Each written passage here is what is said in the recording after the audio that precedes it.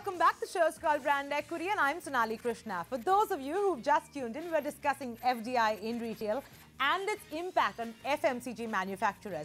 And with me is a heavy-duty panel, the biggest faces in FMCG and retail. Let's jump straight in. Shogatha, you've been a silent observer. What's your view on the whole regional FMCG and bit-sized players? Some are of the opinion that they will have to tweak their model and look at becoming suppliers of sorts to private labels for large retailers simply because they don't have the kind of ambition and aspiration that global and Indian FMCG companies have. Organized retail has to be handled a little differently. So therefore, those who have the capability in terms of approaching it differently, as I said, it can play differential roles of adopting new practices, market maker, providing experiential marketing, shopper insights. So those who are using and leveraging modern retail for that will be more successful than that. So obviously, I think very small regional players are likely to perhaps get impacted because they neither have the process capabilities nor another national pan-India brands which can have clout or leadership. Right. Chandan, I'd like to bring you in at this point. Would you agree that smaller and regional FMCG companies will in turn become suppliers? I think there are two different ways of looking at it. One is very clearly the regional players are going to continue to become more and more focused on their geographies and therefore try and leverage their strengths out of their local strengths, local geography strengths. That's point number one. Point number two, I think, is that there will be consolidations. There's no question. There will be some of the medium-sized players will possibly buy smaller players and become much larger, but I would reckon it will be medium-sized going into the larger organization, therefore consolidation in industry. Right. Mr. Godrej, moving on to Indian FMCG players and the impact it's going to have, there's a view that mid-sized Indian FMCG players will be the most impacted with FDI coming in because A, they do not have the kind of scale or the clout of for that matter, even established relationships with large retail giants, the ones the global players enjoy. Would you agree? No, none.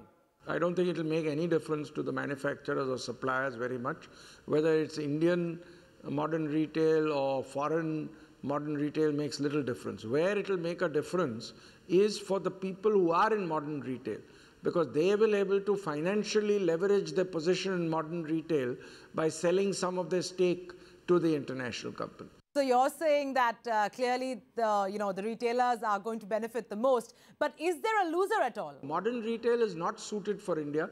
Modern retail is generally more suited for countries where there are more automobiles.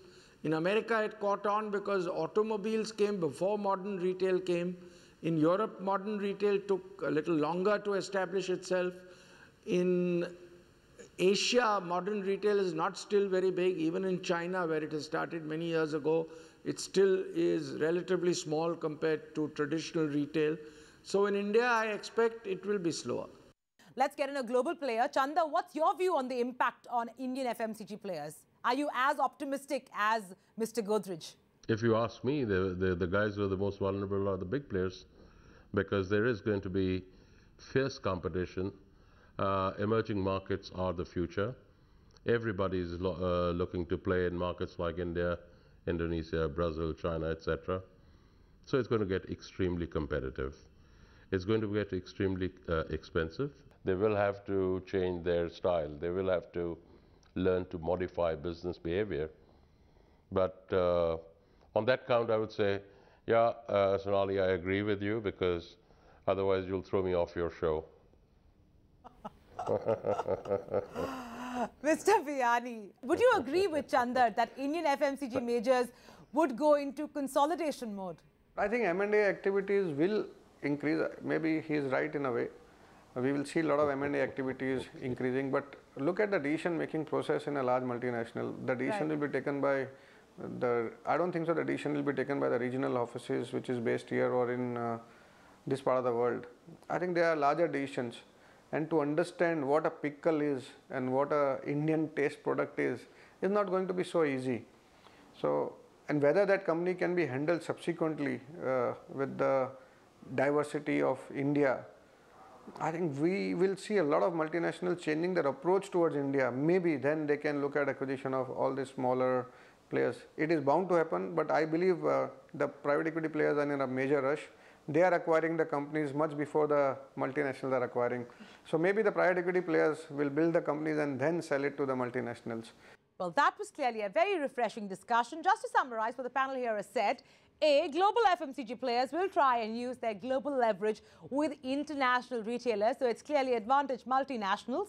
B, the Indian FMCG sector is poised to see a lot of M&A activity as it enters consolidation mode. C, regional players and bit-sized FMCG outfits will now look at becoming suppliers of sorts to retailers for their private label brands. D, general trade is not going out of fashion anytime soon. And last but not the least, apart from consumers, the other biggest beneficiary of FDI in modern retail will be Indian retailers, as apart from financial muscle, it will also slowly change the power equation, tilting it in favor of the retailer. Thank you very much, gentlemen. Truly a pleasure to have you on Brand Equity. Time to get commercials, so go grab a snack, but make it snappy, because coming up in just a moment, we bring you a Brand Equity special initiative on the eve of India's 64th Independence Day.